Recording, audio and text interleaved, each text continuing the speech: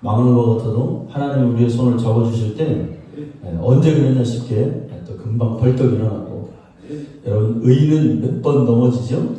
7번 넘어질지라도 일어난다 그랬죠? 의인은 7번 넘어져요. 넘어진다는 데 의미가 있어요. 다 넘어집니다. 그러나 다시 일어나게 될 줄로 믿습니다. 우리가 하나님을 믿는다고 할 때 보통 일반 사람들이 뭐라고 하냐면, 야, 나 교회 다녀, 이렇게 말하죠. 그래서 우리의 믿음과 교회는 뗄 수가 없어요. 그럼 여러분, 교회가 뭐냐? 교회에 대한 올바른 이해가 있어야 우리의 믿음 생활이 안전하고 굳건하게 할 수가 있습니다. 교회를 모르면 믿음도 이게 되지가 않아요.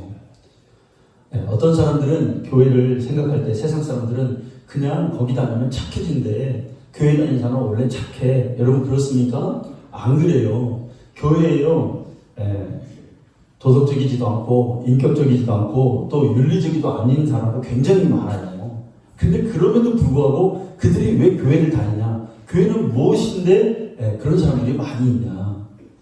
어떤 사람은 또 이렇게 말해요. 야, 교회는 가난하고 소외된 사람을 도와줘야 돼. 맞아요. 가난하고 소외된 사람을 사랑으로, 예수님의 사랑으로 돌봐주는 게 교회입니다. 그런데 반드시 우선순위가 있어요. 이게 먼저 하는 게 아니라 사람의 영혼을 예수님의 말씀과 예수님을 통해서 타락한 영혼을 회개시켜서 구원받게 하는 게 여러분 교회입니다. 이게 우선순위가 먼저예요. 먼저. 물론 우리가 그렇게 하기 위해서 선을 베풀고 사람들을 사랑하고 이게 또 필요하긴 하겠죠. 오늘 사도행전의 말씀 보면 교회가 어떤 것인지를 우리에게 말하고 있습니다. 여러분, 성경은 교회에 대해서 굉장히 신중하게 말하고 교회에 대해서 중요성을 성경이 말해주고 있어요.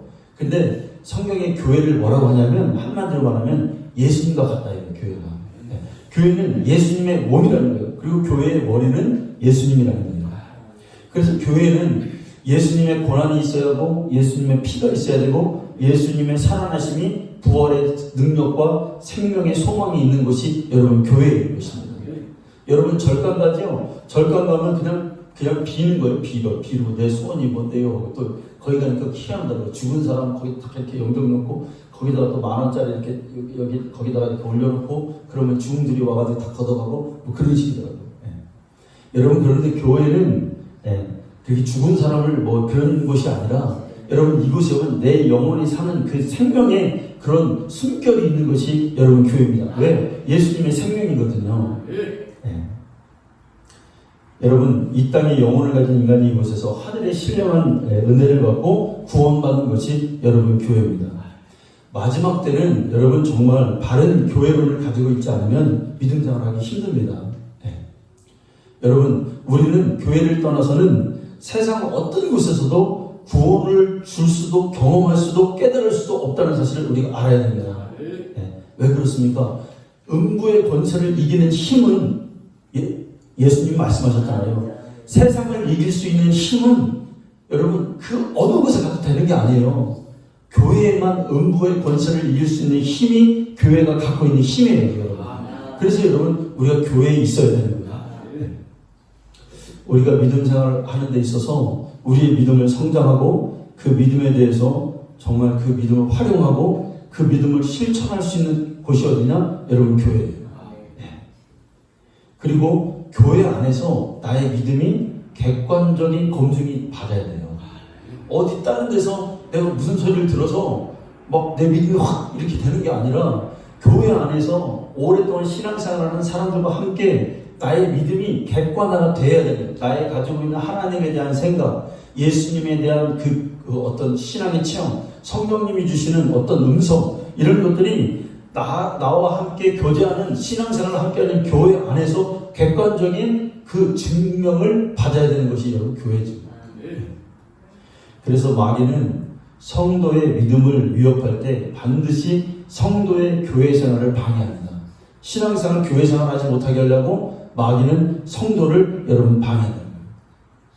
교회 밖에는 악한 것들이 여러분 마지막 때는 얼마나 많이 있습니까? 함부로 우리가 여러분 너무나 많은 이단과 사이비와 잘못된 가르침과 성경에 왜곡된 반대되는 가르침들이 교회 밖에는 난무하고 있다는 사실을 여러분 우리가 깨달아야 합니다. 여러분 구약시대에 성경에 보면 교회를 어떻게 설명을 하냐면 4가지 정도로 설명을 해요. 교회를. 첫째는 뭐냐면 옛날에 노아의 홍수 때 많은 사람들이 먹고 뛰고 즐기고 막 세상적으로 사는 사람들이 하나님의 진노의 심판대 독도에서 하나님이 물로 세상을 다 심판하기로 했습니다. 그런데 하나님이 다 멸망하는 게 아니라 그들을 구원받을 수 있는 기회를 하나님이 주셨어요. 그게 뭐냐면 노아의 방주를 만들어라. 그래서 거기에 들어가는 자는 다 내가 살려줄게. 그런데 노아가 100년 동안 외치는 거죠. 산 꼭대기에다 방주를 치면서 하나님이 그러시는데 이제 앞으로 얼마 있으면 하나님의 심판의 비가 내리는데 그 비는 보통 비가 아니라 막 바퀴수로 막 폭포처럼 하늘에서 그런 비가 내린대. 그러면 세상이 다 물에 잠기고 사람들이 생명 있는 것도 다 죽는데, 그러니까 빨리 우리가 회개하고 살 사람은 내가 지금부터 하나님 명령대로 방주를 만들고 물이 새지 않도록 역청을 발라가지고 그곳에 배를 만들 거니까 거기로 다 들어오라는 거예요. 노아가 외쳤죠. 근데 한 사람도 들어오지는 않았습니다. 그럼 그 노아의 방주가 뭐냐? 그 노아의 방주로 들어가는 자는 산다라고 주님 말씀했어요. 이게 바로 교회라는 거예요. 이 세상 가운데 죄악의 관용들은 이 세상 가운데 우리가 거룩하게 지키고 하나님 말씀을 지키고 하나님 뜻대로 사는 것이 어디냐? 그게 바로 여러분 교회라는 거예요. 교회가 그런 것입니다. 아무나 그냥 막 이렇게 막 왔다 갔다 교제하기 위해서 이런 오는 것이 아니고, 내가 심심하면 오는 것이 아니라 내 영혼을 세상 가운데서 보호해주고 안전하게 하나님 말씀 가운데 살 수 있게 해주는 것이 그게 바로 여러분 교회라는 거예요. 여기에 구원이 있다는 거예요. 그래서 노아의 방주가 여러분 교회입니다. 그럼 여러분 또 교회가 어디 있을까요? 교회가 성경에 보면 교회를 막 설명해 줍니다. 그게 어디냐면 이스라엘 백성들이 애굽에서 이제 홍해를 건너서 광야로 나왔어요. 그 광야에 200만 명이 뭉쳐가지고 하나님이 오늘 일로 가라면 일로 가고 절로 가라면 절로 가요. 불기둥과 구름기둥이 그들을 보호해 줍니다. 그게 바로 그 광야 생활, 그 사람들이 뭉쳐서 삶을 살았던 하나님을 그곳에서 아무것도 없는 곳에서 하나님만 바라보고 하나님이 주신 음성을 따라서 구름기둥과 불기둥으로 인도받는 대로 따라갔던, 격결로 가지 않았던 그 무리가 바로 교회라는 거예요. 교회. 네. 여러분 이 광야에서 그 무리에서 이탈되는 자는 여러분 구원받지 못해요. 아멘. 세상에 그 어떤 것이 교회에 대한 가르침, 성경에서 대한 가르침, 진리에 대한 가르침을 벗어나는 자는 여러분 구원받을 수 없어요. 다른 받을 만한 이름을 하나님은 우리에게 주신 일이 없어요. 어떤 이름 외에는, 예수 이름 외에는 주신 적이 없어요. 우리의 죄는 예수님의 보혈의 피의 권세로 여러분 우리의 죄가 사함받는다라고 예수님이 구약에 있는 제사의 제도부터 우리에게 말씀하셨어요.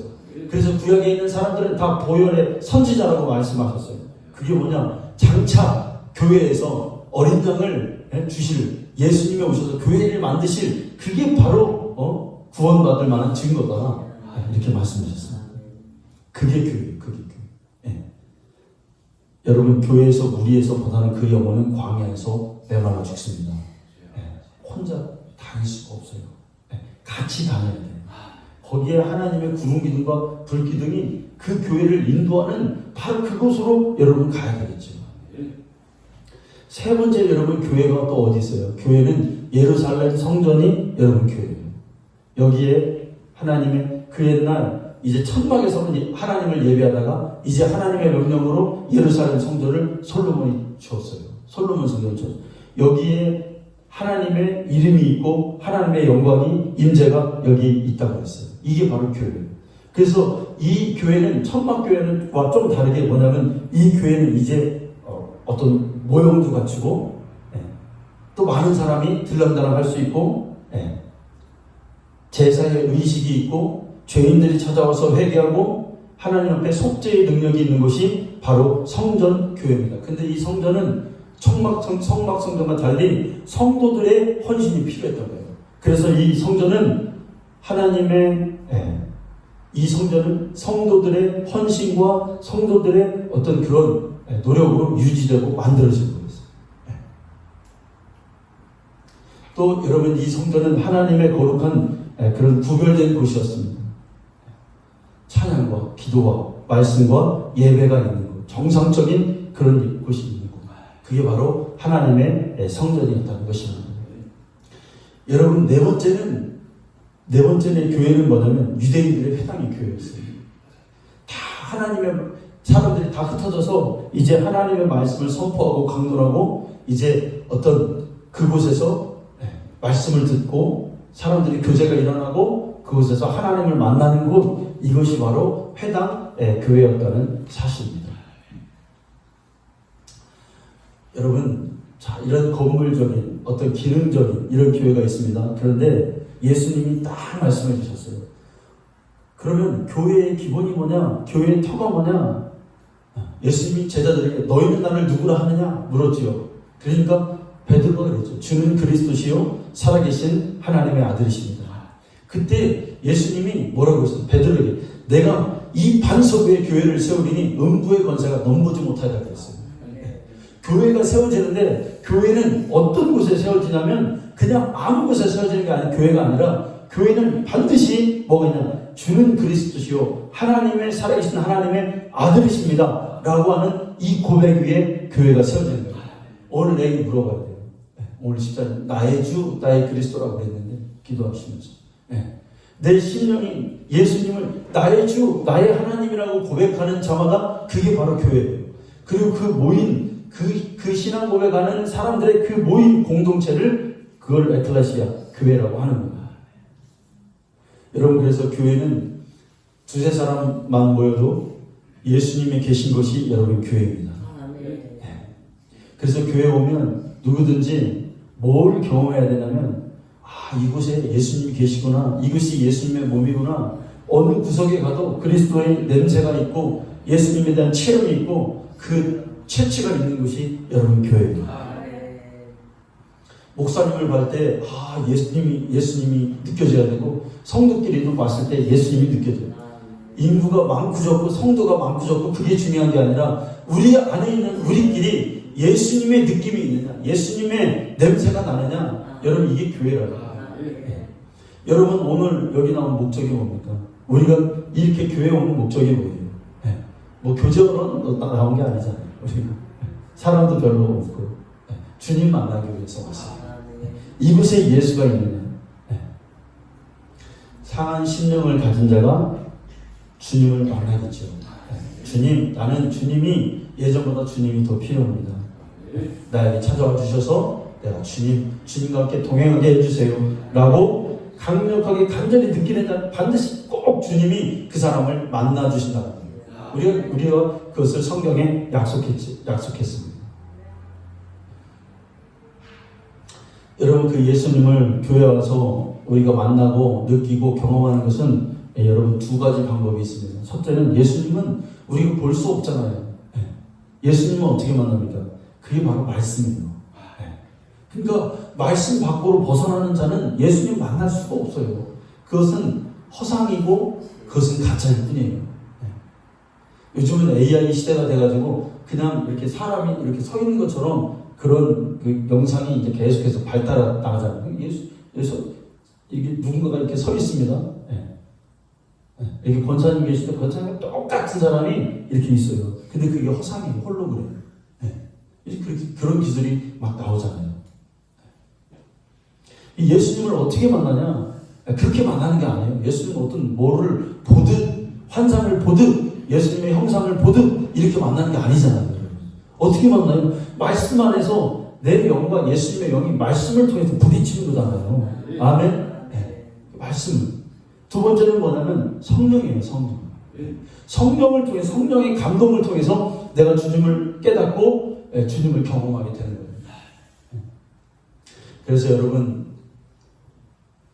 말씀을 통해서 예수님께서 성경에서 말씀하셨던 그 말씀의 사건들 이것들이 나에게 증거를 통해서 오늘 끊임없이 믿음 안에서 오늘 새롭게 나에게 사건화가 여러분 돼야 돼요.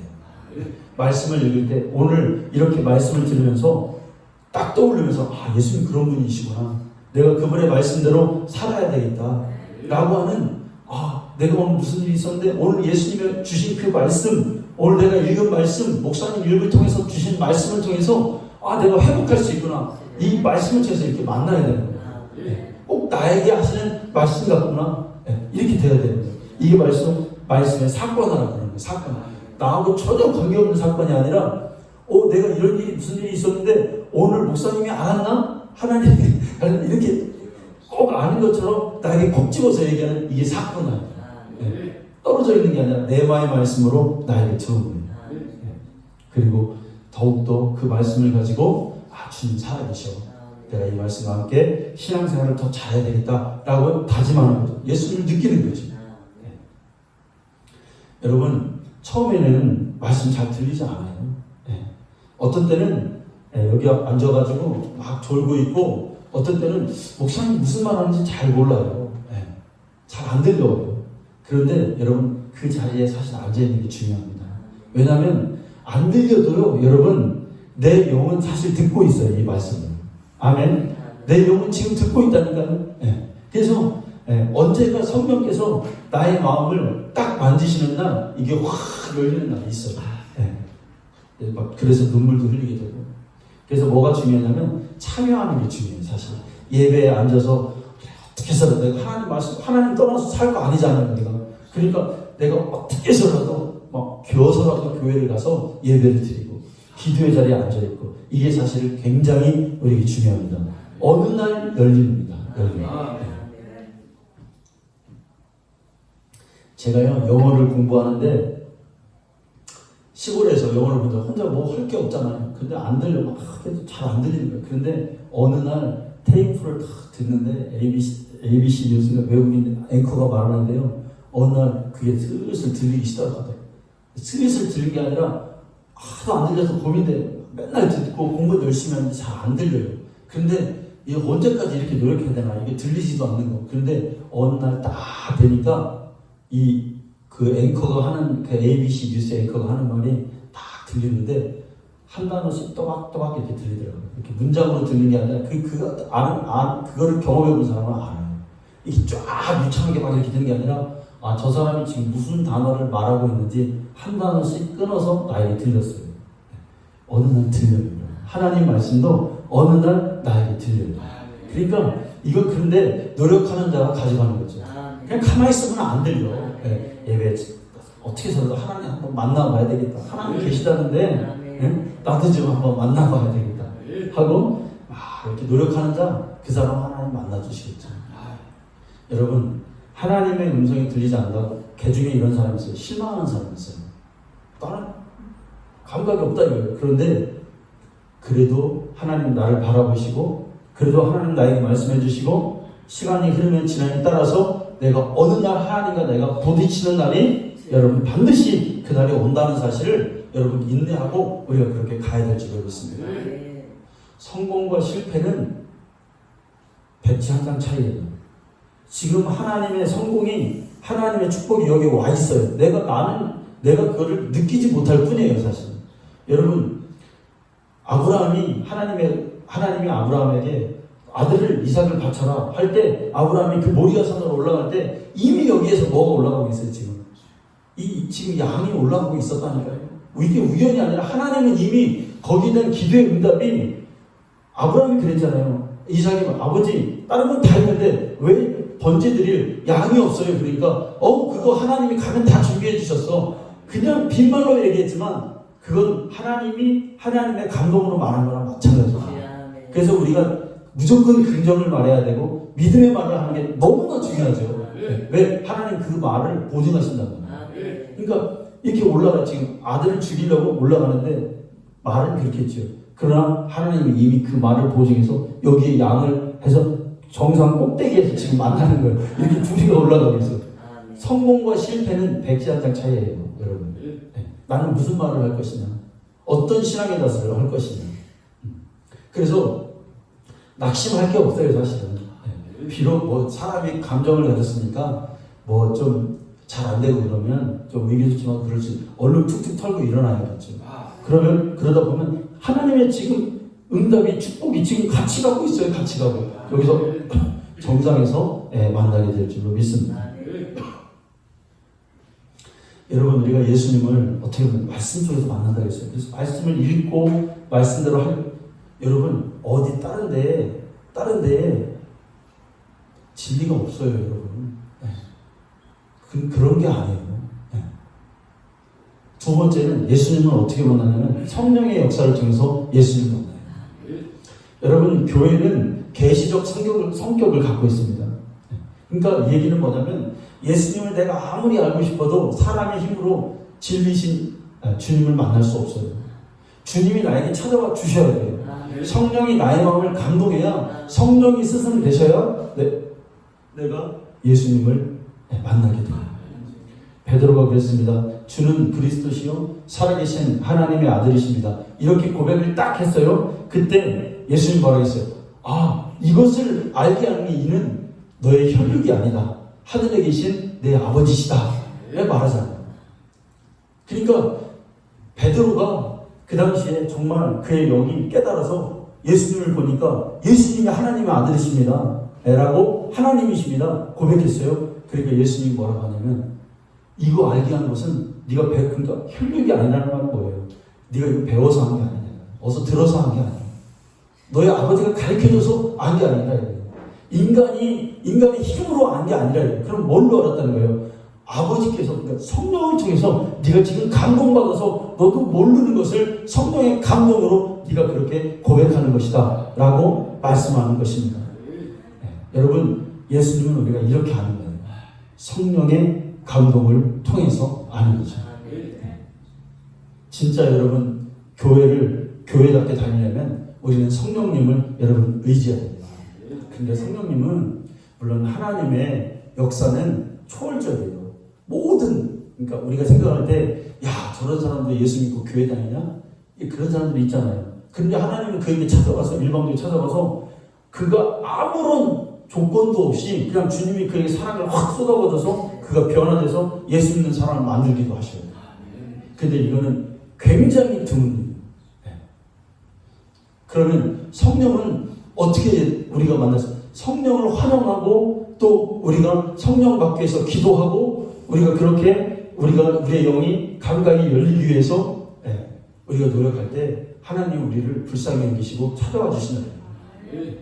노력하는 자에게 찾아와 주신다.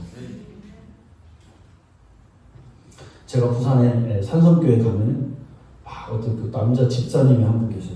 근데 요즘에도 여러분 옛날에는 그랬어요. 우리가 성령 받아가지고 막 아멘 하시는 분들 많았잖아요 옛날에. 근데 지금도 젊은 사람인데 저는 전도사인 줄 알았어요.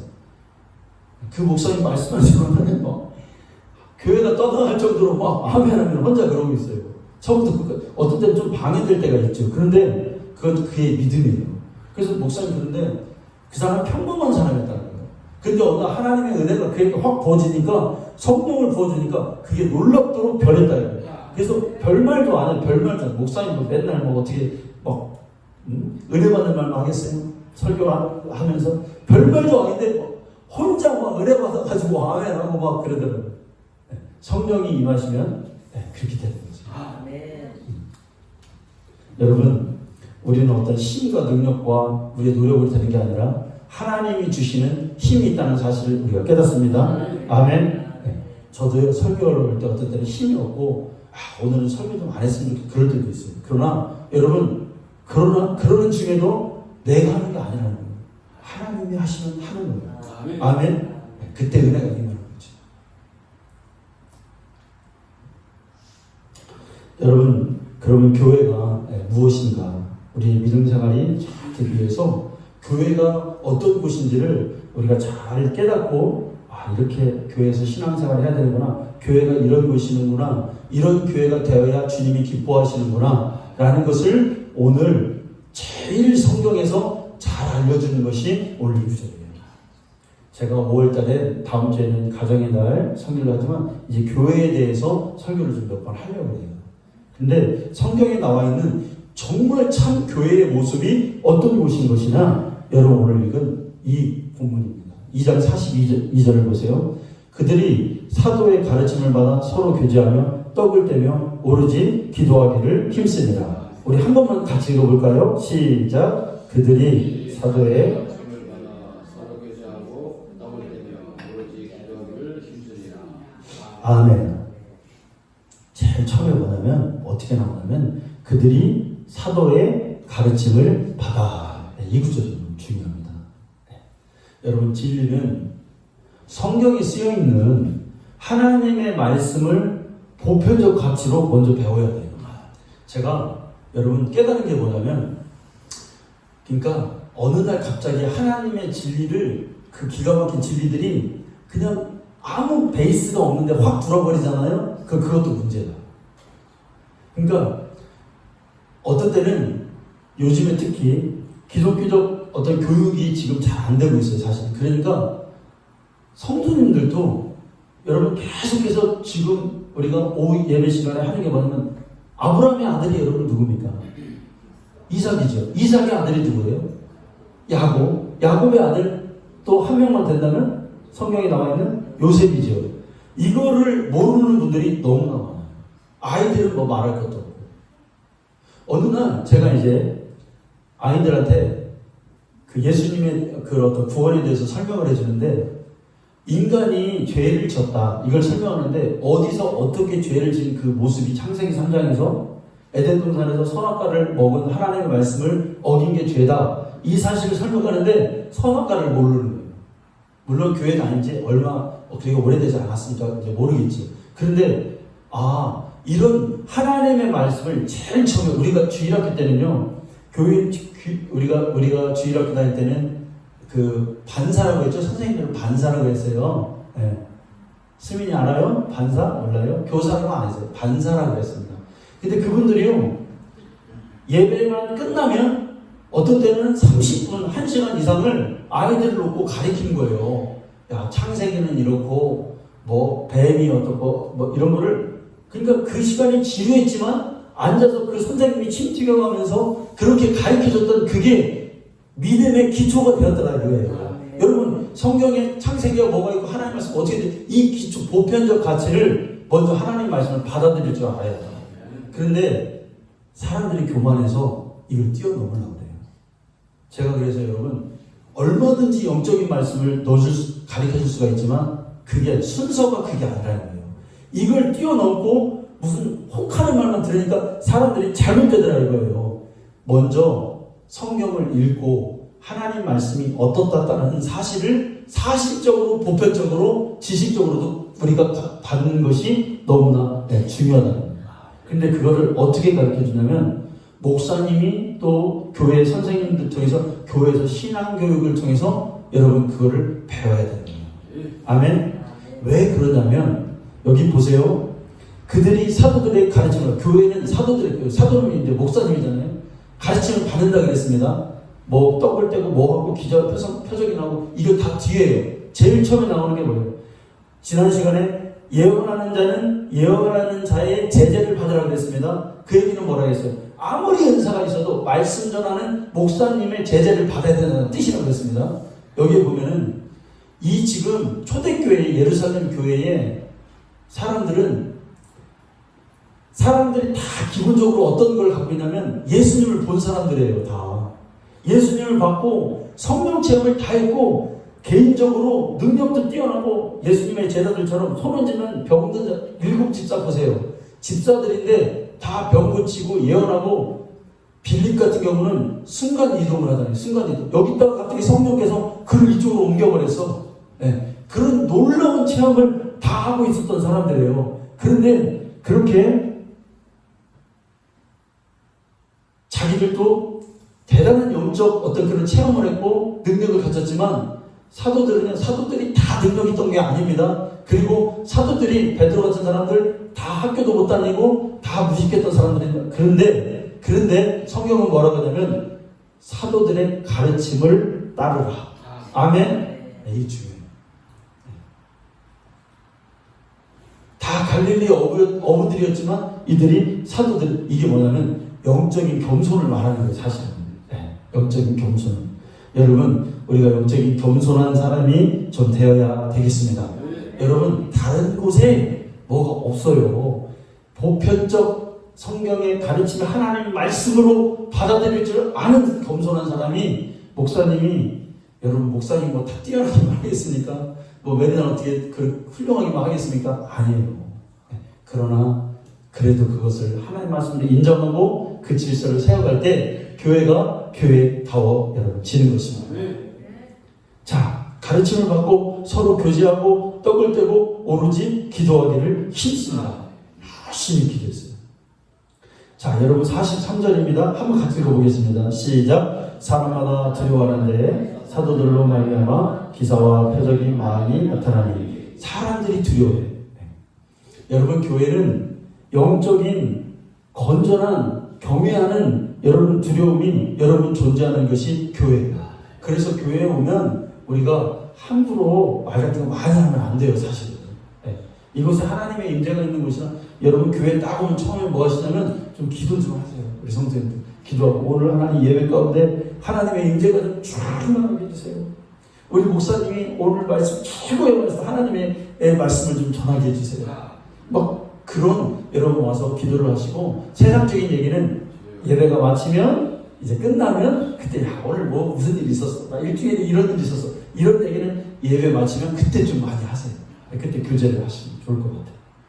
아멘이죠? 네, 오시면 다 그래 반가워 하고 다 자리에 살금살금 와가지고 앉아서 하나님 오늘 은혜 주세요 이렇게 기도하는 그때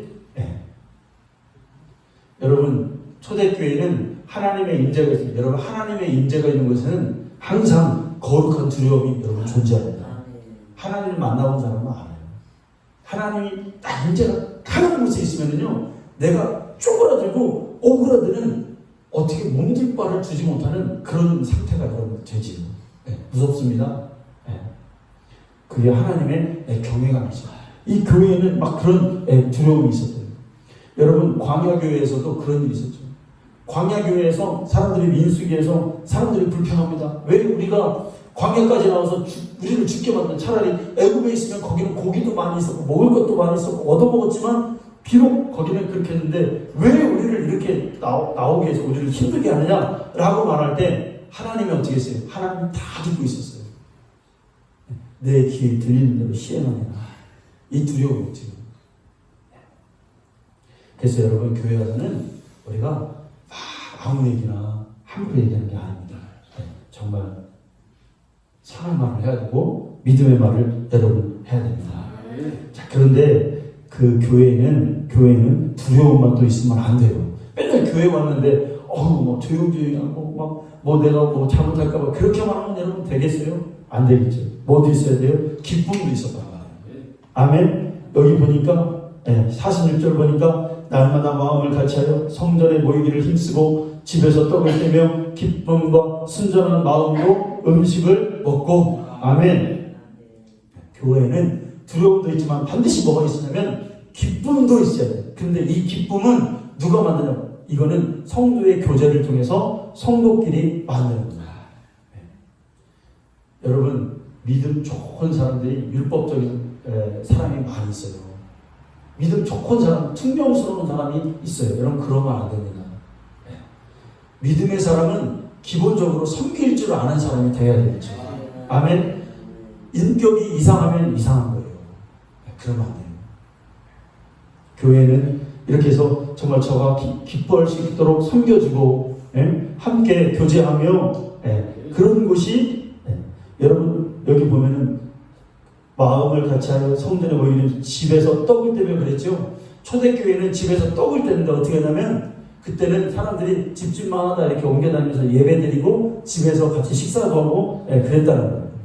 같이 불러서 같이 뭐 국수도 끓여 먹고 같이 믿음의 말을 하고 그래서 우리가 정말 형제처럼 더 그런 관계를 여러분 가졌습니다. 44절을 보세요. 믿는 사람이 다 함께 있어 모든 물건을 서로 통용하고 그랬습니다. 물건을 통용했다는 거예요. 필요에 따라서 45절을 보니까 재산과 소유를 팔아 각 사람의 필요를 따라 나눠주며 필요할 때 안 했다는 거예요. 필요할 때. 그러니까 뭔가 이게 필요하다 그러면 그거를 주기도 하고. 여러분 은혜 받은 사람 치고 인색한 사람이 여러분 없는 줄로 믿습니다. 성령은 항상 나누고 베풀고. 어제도요 제가 그 박용규 목사님이라고 인터넷 치면 나와요. 고 박용규 목사님. 제가 20년 전에 들었던 그 목사님 돌아가셨죠. 재산이 2천억이었어요. 2천억. 근데 천국에 그분이 갔다 옵니다. 그리고 그분은 이렇게 목회하는 분이 아니에요. 그냥 성도들이 기도하고 방언하면 그거 못하게 하셨던 분이에요. 교수이고 아주 지적인 사람이에요. 그런데 천국에 갔다 와서 어제 그 우연히 제가 그걸 한 번 더 들었습니다. 들었더니 천국에 가니까 정말로 베풀고 자기가 하나님 앞에 그렇게 막 기억된 바가 많고 재산도 많으니까 목사님이니까 좋은 일도 많이 했겠죠. 가난한 사람도 많이 도와주고 어마어마한 좋은 일을 많이 했더라고요. 그런데 천국에 가니까 그게 다 하나님 앞에서 상급이 없더래요. 왜 상급이 없습니까? 그거 천사에게 물어보니까 너는 과부들을 아파트 42채를 줘가지고 무상으로 준 거, 너 그거 대통령 표창장 받았잖아. 네 상은 없어. 국무총리상 받았잖아. 누구상? 노회에서 신학생들을 뭐 수백 명을 가리켜서 장학금 대주고 그랬잖아. 근데 노회장이 표창장 받았잖아. 그게 다 없어진 거야. 그런데 자기가 하나님께 기억된 게 뭐냐면 자기가 옛날에 자기 교회에 어떤 할아버지가 와서 크리스마스니까 왔는데 배고프니까 빵을 자기가 안 먹고 그거를 2개를 줬다는 거예요. 그러니까 그게 상급이었다는 거예요. 그게 상급이었다는 거예요. 할렐루야. 아무 사심 없이 사랑으로 헌신한 그게 바로 상급이라는 거예요. 아멘. 네. 여러분 우리도 그래야 돼요. 이렇게 그런 게 아니라 진짜 소리 없이 그 사랑으로 베풀어줄 때 그게 정말로 하나님 앞에서 기억돼요. 그러니까 박영규 목사님이요 성남에 1만 평의 그 부지가 중고등학교에 있었잖아요. 자기 아들도 서울대 나가고 머리도 좋아요. 또 그런 사람. 돈 많은 사람이 또 머리도 좋더라고요. 며느리도 서울대. 딸은 이어야 돼 영어과 수석조. 뭐 대단한 집안. 그런데 아들이 유학 가는데 돈을 한 푼도 안 줬어요. 다 자기가 아파트 6억 원짜리 그 아파트도 다 하나님께 드리고 자동차도 5대리고 다 하나님께 보고 왔으니까. 그러니까 사람들이 보기를 봤구나. 왜 아들에게 재산을 놔줬냐면 아버지가 2천원 재산 가지고 있으면 예수를 안 믿는다는 거예요. 그래서 차비만 딱 주고 그냥 다 하나님께 드려요. 안 드릴 수 있어요, 여러분. 그 영의 세계를 보고 왔는데. 여러분, 우리가 이 땅에 살면서 정말 내가 베푸는 자가 되기 위해서 말없이 사랑으로 섬겨주는 자가 되기를 여러분 우리 한번 다짐해 봅니다. 그 나라에 가서 그게 다 나의 상급임을 될 줄 여러분 믿습니다. 연세중학교에 가고 목사님이 갑자기 야 누구 자꾸 일어나. 그럼 누가 결혼하면 살림이 필요하다. 그러면 세탁기 없다. 세탁기 하자. 그럼 아멘. 그러면 세탁기. 또 뭐가 오면 사업하는 사람이 있어요. 한 번만 도와주면 이 사람이 일어날 것 같은데 그 목사님이요 잘 사는 사람들한테 실업인 선교회 회장한테 전화를 해요. 누가 지금 사업자금이 필요한데 한 번만 도와주면 잘 될 것 같은데 4천만 원만 붙여달라고. 아멘. 통장에 4천만 원 써줘. 여러분 참 그렇게도 하는 거예요. 그게 무분별하는 게 아니라 정말 기도하면서 주님 안에서 그런 사랑을 주고받을 때 여러분 성도가 얼마나 기쁘겠습니까? 여러분. 뭐 다 가지면 뭐 할 거예요? 여러분 있으면 뭐 할 거예요? 다 놓고 갈 거고 우리가 다 이거 다 놓고 하나님 앞에 갈 거고. 자 여러분 46절 보세요. 나는 나방을 같이 성전에서 모이기를 힘쓰고 그랬습니다. 여러분 정말 좋은 교회는요 모이기를 힘쓰는 교회예요. 순전한 마음으로 음식을 교제를 하고 예배드리는 걸 기뻐하고. 47절 하나님을 찬미하며 온 백성에게 칭송을 받으니. 아멘. 여러분 칭찬을 하는 것도 참 중요합니다. 우리가 그러나 칭찬을 받는 것도 우리가 중요한 사실입니다. 여러분 우리 남아있는 우리 성도님들이 정말 이 정말 우리 남은 얼마 남지 않은 우리 인생 가운데 하나님 앞에서 겸손과 다른 거 여러분 조건, 사람 뭐 그런 거 이제 우리가 얘기도 하지 말고 꺼내지도 말고 우리끼리 하나님 바라보고 살아가면서 신앙사라는 게 우리가 살 길입니다. 아멘. 물론 하나님이 축복해 주시면 더욱이 좋겠지만 그렇다고 우리가 여러분 이거 수침할 것도 없고 더욱더 기도하면서 이 마지막 때를 이기며 신앙생활 잘해서 좋은 교회를 만드는 저와 우리 성도님들 되시기를 간절히 축원합니다. 하나님 감사합니다. 아버지